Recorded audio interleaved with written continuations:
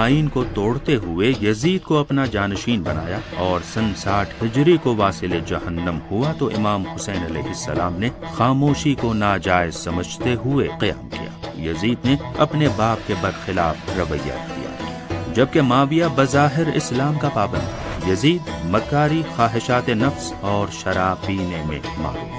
इसी वजह से वाली मदीना की तरफ से यजीद की जबरी बैअत के लिए इमाम हुसैन अलैहिस्सलाम को तलब किया गया। आपने बैअत से इनकार किया और अपने खानदान के कुछ अफराद के साथ 28 रजब को मदीना मुनव्वरा से मक्के मुकर्रमा के लिए रवाना होगा। इमाम हुसैन अलैहिस्सलाम मक्के में अपने कत्ल की साजिशों से बाखबर होते हैं, इसलिए मक्के की हुर्मत को मद्देनजर रखते हुए हज को अधूरा छोड़कर 8 जिलहिज्जा को मक्के से बाहर निकल जाते हैं। इस दौरान अहले कूफा के बहुत सारे खुतूत इमाम हुसैन अलैहिस्सलाम की खिदमत में पहुँचते हैं कि आप हमारी रहनुमाई और क़यादत करें ताकि इस फासिद हुकूमत और यजीद जैसे जालिम और जाबिर हाकिम के खिलाफ क़याम किया जा सके।